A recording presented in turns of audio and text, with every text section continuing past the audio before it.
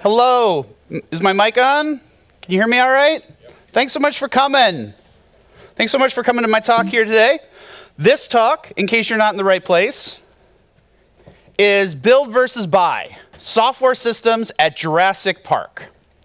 And this talk is going to be a bit of a retrospective. It's going to be an uncomfortably close look at all of our successes and failures that went into Jurassic Park. It's a retrospective, as it were, to share our learnings from the Jurassic Park project with the larger community. Now, as you may have seen, there was a documentary made about our work that received some notoriety and showed off our issues. It got some notoriety, but it over-dramatized the events. It was our first attempt, and there were some unfortunate side effects, but only 4 people died. Only 4 people died in Jurassic Park. And I think we learned a lot, and will make our next time even better. One of our core problems, which we're going to talk about a lot more today, was perfectly articulated by one of our consultants, Dr. Ian Malcolm, who said, "We were so preoccupied with whether we could, we didn't stop to think if we should." And I think he was specifically talking about our choices about software and automation systems in this text. Who am I? My name is Todd Gardner. I am the VP of Informatics and Automation at a company called InGen. InGen is the company that brought you Jurassic Park. Here's where I fit into the overall org structure. So here at the top of the leadership team was our CEO, John Hammond. I reported to him, and Dennis, who you might be familiar with from the documentary, reported up through me. My peers were Ray Arnold from operations and Robert Muldoon from security. So that's kind of where I fit in and why I can speak to this.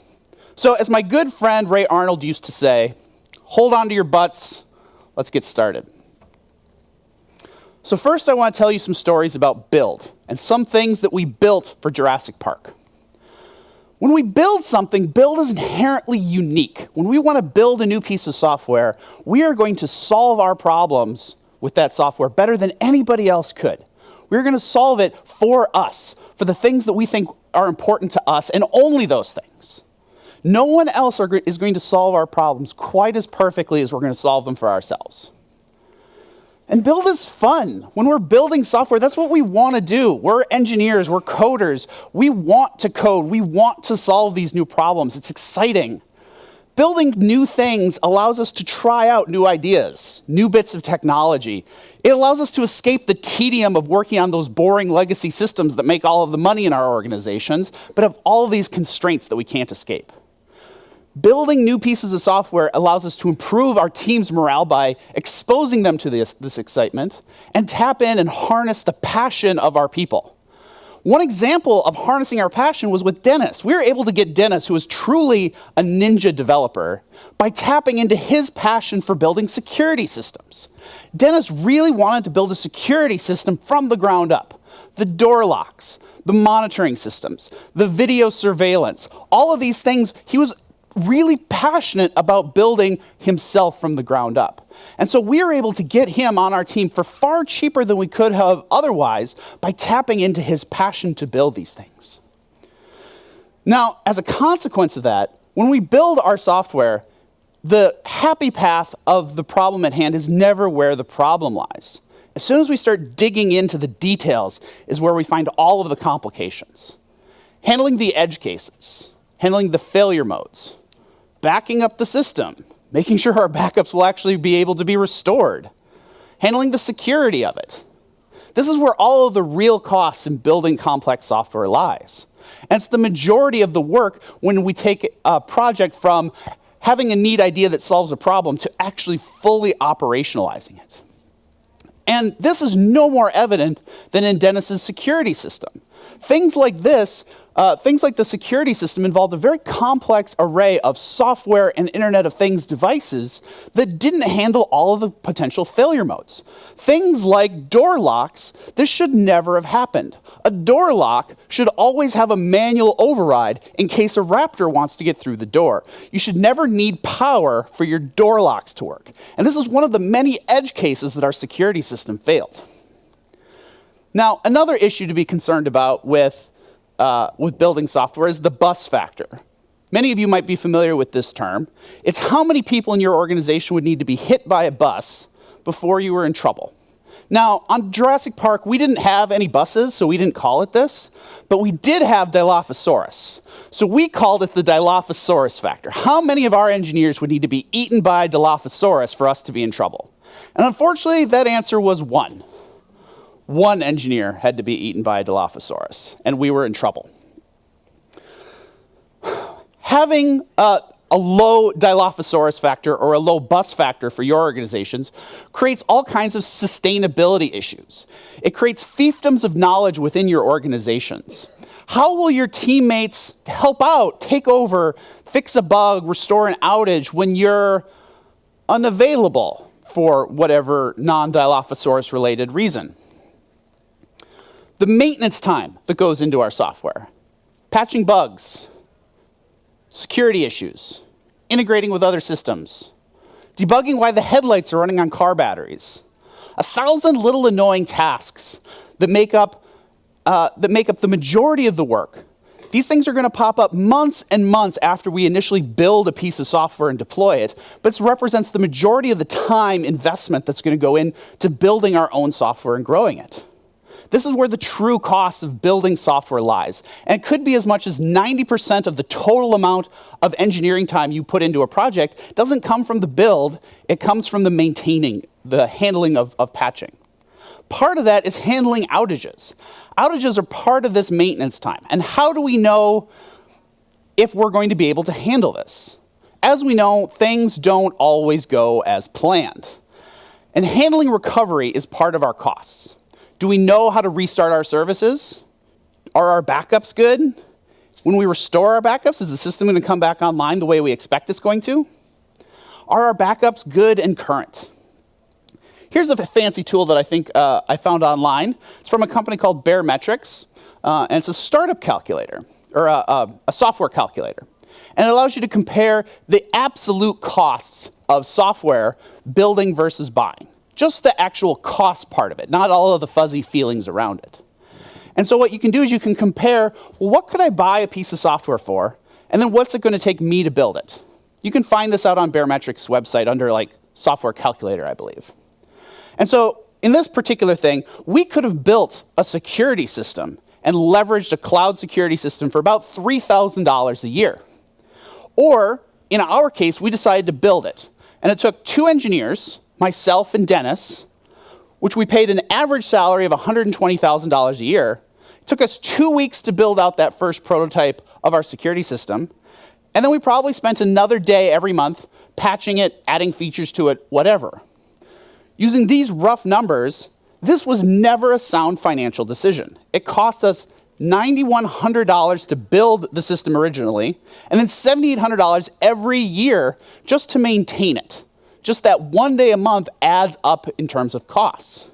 And so we were losing, compared to just buying a cloud-based alternative, we were losing $4,800 a year. And this would never have a positive ROI. Excuse me. But aside from the absolute costs involved in building a piece of software, the more important cost is the opportunity cost. What are the things that your team could have been doing instead of building a piece of security software? Each of our companies has something amazing at its heart, something we do better than everybody else. And what could our engineers have done with that time if we had been focused on our core instead? What could we have done in terms of building a better genetics process, engineering a better dinosaur, and just purchasing a security software from somebody else?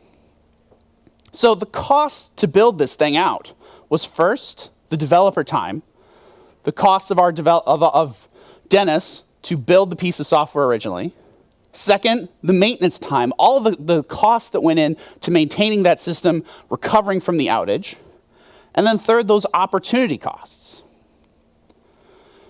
Beyond just the strict costs involved, there are a bunch of softer things around building software.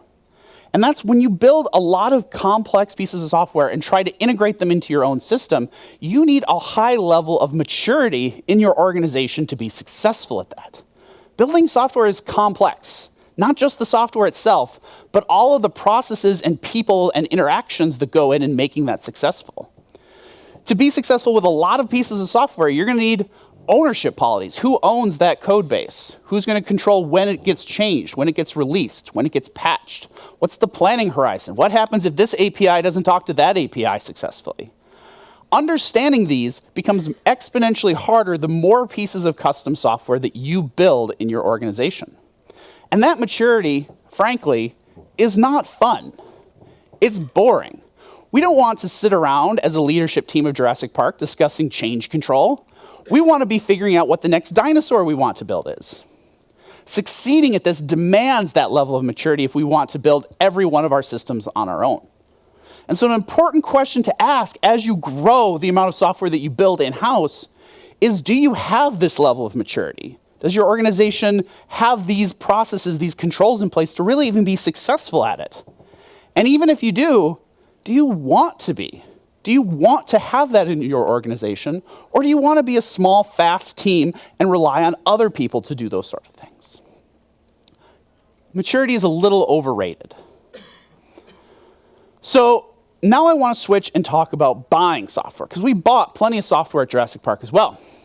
Now, buy in this terminology is a bit of an old term. The build versus buy comparison came about in an earlier era of software, where it meant I'm either going to build my own mainframe or I'm going to buy a mainframe from IBM or Oracle or something. And that doesn't really mean that anymore, because we don't really do that very much anymore. Buy could mean lots of things. It could mean I download a package off of GitHub. It could mean that I license a piece of software and I install it. It could mean that I am paying a subscription to a service in a cloud. Any of these things is I'm leveraging software that other people have built for me. And they all have about the same pros and cons involved. And so rather than just strictly build versus buy, I mean build versus use. Are you going to build something yourself? Are you going to solve this problem yourself? Or are you going to use somebody else's tech to solve this problem? So let's talk about some buys. Why would I buy? The first reason I'd buy is because it's fast. I can solve a problem really, really fast because somebody else has already solved it for me. It would have taken us a very, very long time for Jurassic Park to design and build and manufacture our own vehicles. So instead we bought them. We just bought old Explorers from Ford, and then we adapted them to our purposes, our unique constraints. We were able to focus on the things that made us unique. Things like adding night vision, poison-resistant windows, and a T-Rex strength roll cage. Those were the things that were really unique to our vehicles, not the transmission and the wheels. But as I think we all know, buy kind of sucks. Like, there's really nothing worse as an engineer than coming in on Monday and figuring out that your next project that you're getting put on is going to be an SAP integration project where you're going to have to write a bunch of middleware to integrate with the rest of your systems. Oh my God, that's awful, right? You do not want to be part of that project. That's going to drain your talents, and you're going to be reading other people's documentation. Now, we did that plenty of times at Jurassic Park. Here's an example of one of our software installation projects. And this was a really complex team effort. Here we're trying to bring in a new piece of software, and we have an installation team who's handling the actual, hands-on keyboard. We have a security team making sure everything is going to go off as planned. We have the operations team, checking it out, making sure everything is happening as they expect. And we even had a project manager with a shotgun ready to intervene should anything go wrong. But despite all of that, 55% of our, and in general, software projects still fail.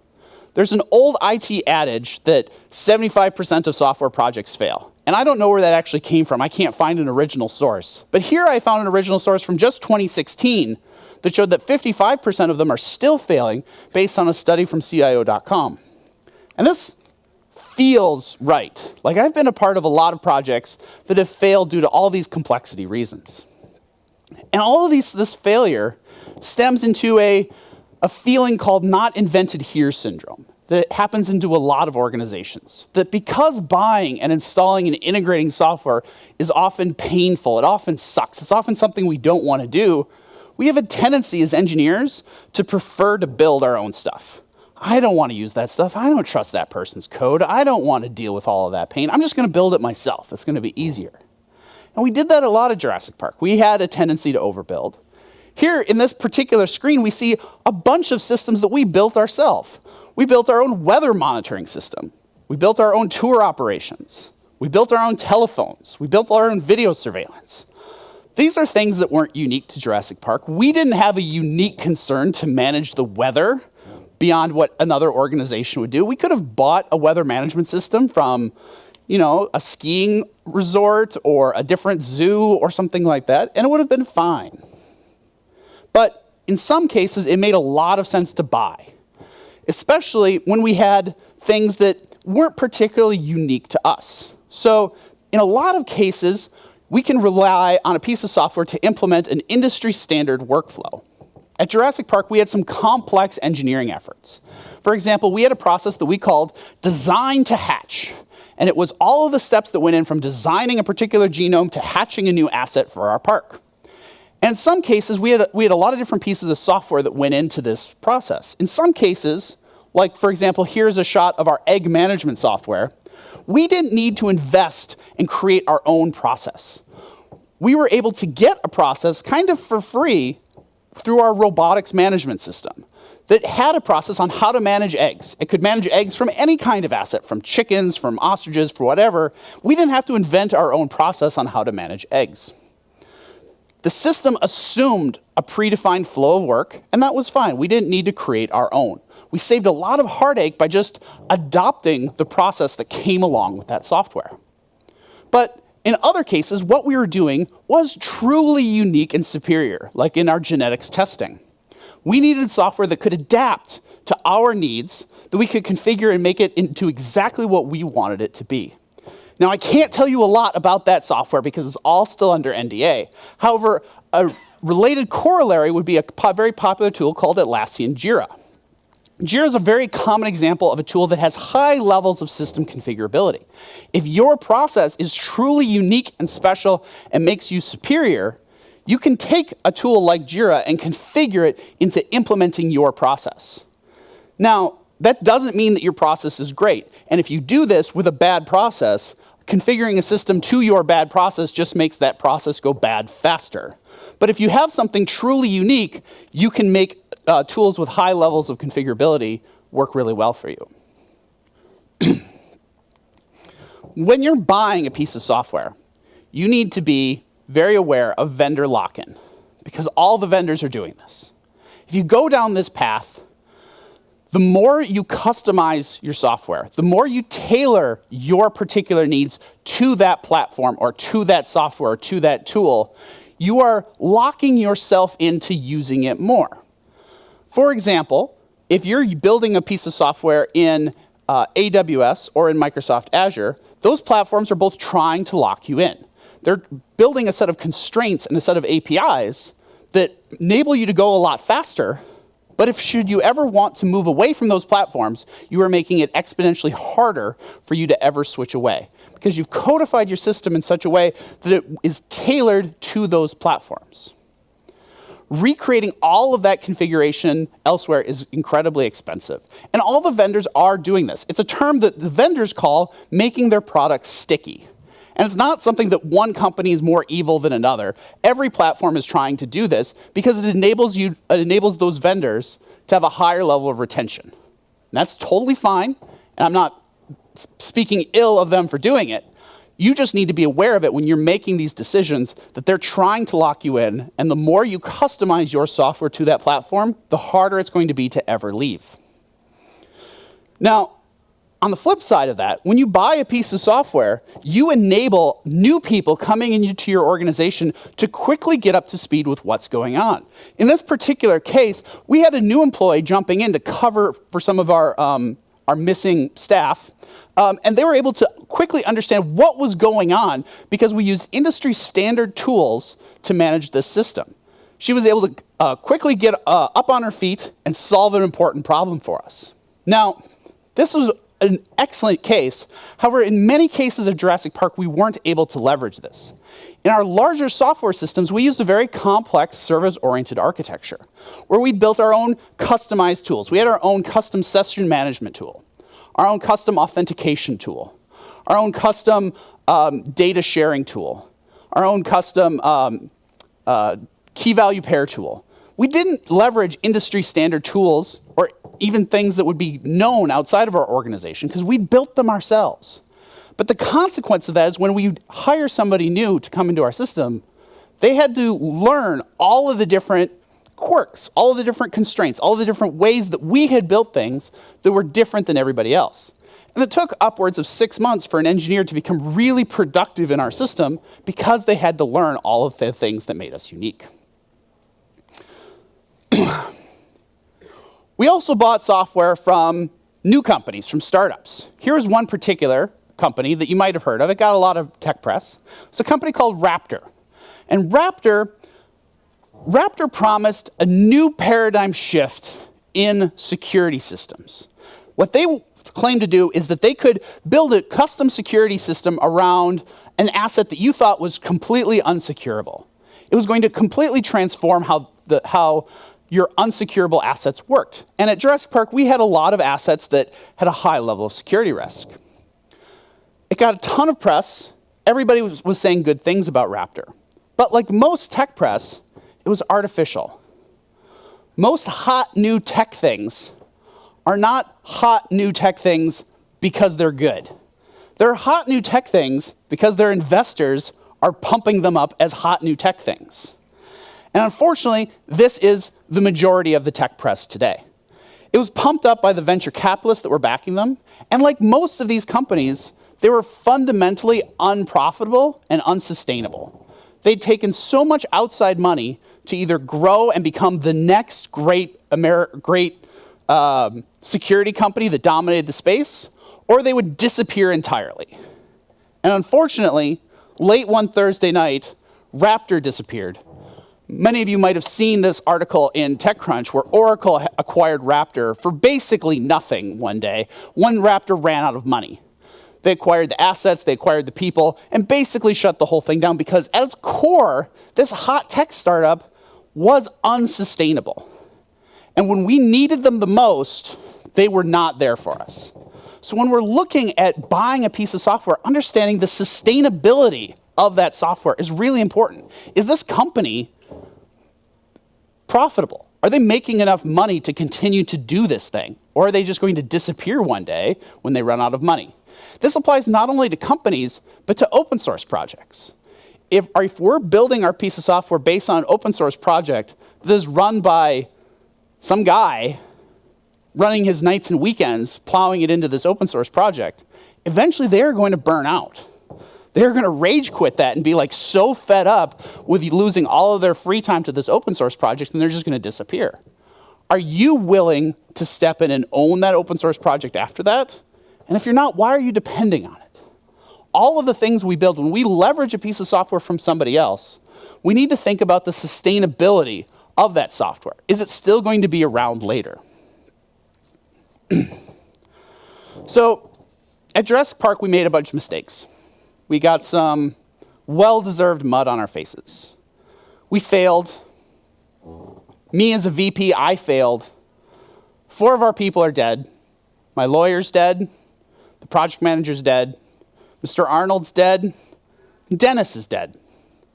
But I am excited about next time. Next time, we're going to do it right.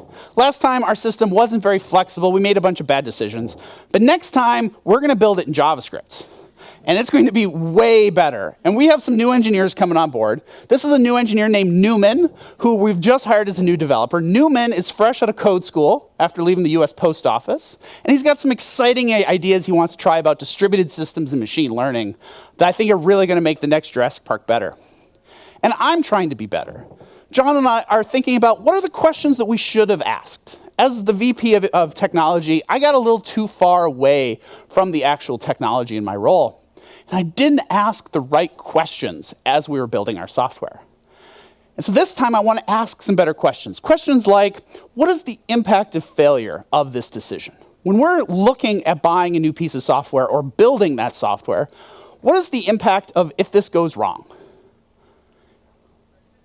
Do people die? Does the business lose some money? Is an engineer inconvenienced? Asking these questions allows us to focus our energy and attention on the problems that need that energy and attention, and not sweat on the small stuff. Too often we get into analysis paralysis on questions that don't matter. Just pick something and move on. Don't get sucked into these things so you can focus on making sure you make the best decisions for the systems where this is most critical. Now, when I was getting my MBA at the University of Oslo, we heard this a lot. You should build software for competitive advantage or buy it for competitive parity. And what that means is if I have something that is truly unique, I should be building that. I want to have an advantage over my competitors. I want to be better at them. But if it's a part of my system where I just need to be good enough, I need to be as good at managing feeding as any other zoo, I can buy a system to do that, if that's not what's truly unique about me. Now this is maybe not the most clear way to putting it. So another one of our consultants, Mr. Dylan Beatty, phrased it while on a tour in this way, if you couldn't sell it, buy it. Now, this is still using the old terminology, so it's really more about whether or not you could contribute it. If you couldn't build something in such a way that you could contribute it back to an open source community or launch a piece of a software business of your own based on it, if it's not unique enough and valuable enough that other people could get use off of it as well, whether or not they actually do is immaterial, but whether you could, then you could build it. But if not, is it really worthwhile to do it? Does the world need another print to PDF toolchain? Does the world need another comma-separated file reader? I don't know that it does. I think these are solved problems that you could probably leverage from somebody else's toolchain. And I want to recognize that all of us as engineers have a bias for building. We all want to solve the problem ourselves. Here we are in a code review after Dennis left. We're reviewing a bunch of his code and notice that in his choices, he had this obvious bias to build everything. 2 million lines of like this weird nested code that did everything. It was very complex to understand. And Dennis had this bias to build everything. And we need to recognize that that's happening so that we can try to avoid it next time and make these decisions objectively and clear-minded. But regardless of the decisions we make, it's important that we do not make those decisions company policy. Nobody wants to be an organization where the policy is that we buy all of our software. Nobody wants to be in the organization where you build it either. These decisions are all unique, and every time you're approached with a question of, do I buy something or do I build it, you need to approach the context of that question independently. So here's an example that we're looking at right now. So the new Jurassic Park is going to be built in JavaScript, which I'm super excited about. But like most JavaScript apps, it's going to break unexpectedly from time to time.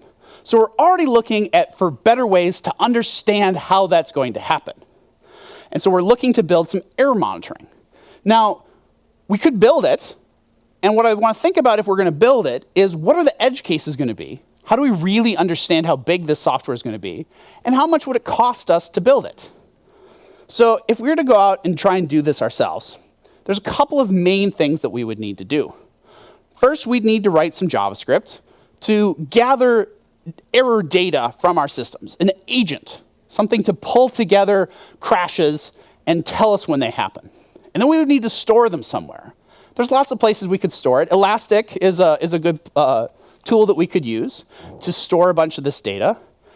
And then we would need to visualize that data. We need to be able to see it. I don't want to be querying a data store every time I want to see my errors. So we could use another tool called Kibana, and we have the basics of an error monitoring system right here. But now we get into the edge cases, because I don't just want this. I don't want to have to log into this every day and see what's going on. I'm probably going to want some alerting. I'm probably going to want some jobs that run periodically and say, hey, is anything weird happening? Do we have more errors now than we did an hour ago? Is this thing bubbling up? Is there an anomaly in our data? And then we have to operationalize this as well. We have to figure out how are we going to back this data up? What infrastructure are we going to run it on? Is there a security issue here? Could people break in and steal our data by stealing our monitoring system logs? What happens if the monitoring system goes down? If the monitors of the monitors go down, do we need to know? Do we need to care? How do we handle that? And so if we put all that in back into that calculator, we could figure out like how much is this going to cost. So Newman thinks he can build it himself.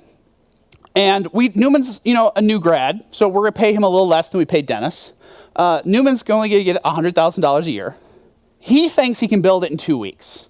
But, engineers always kind of underestimate how long things are going to take. So let's say 4 weeks, and then maybe 1 day a month just to maintain it, update it, patch it, make sure everything is running. Or if we put a comparable in to what it would cost us to buy something, is there's tools on the market that we could pay about $2,700 a year and get similar functionality. And using these numbers, this never quite works out financially. It would cost us $7,600 to build it initially and $3,200 a year in that 1 day a month to maintain it. And so we're losing $500 a year just to build it ourselves, to own it ourselves, independent of all the complexity and all of the opportunity costs that we might have lost in order to pull that off. So in a comparable, instead, we could have looked at other tools. What could we have bought in this space? And there's a number of tools in this space that you could leverage. One of them that I think is particularly good is a company called Track.js, which is a cloud service that you could just drop in and do it. And so what would be the things that we'd be concerned about here? Well, first, that it's fast, is we don't have to spend any time figuring this out. You just sign up and it works, and we don't have to build it ourselves. We don't have to figure out the edge cases. We don't have to figure out how to operationalize it. It just works. But sustainability is important.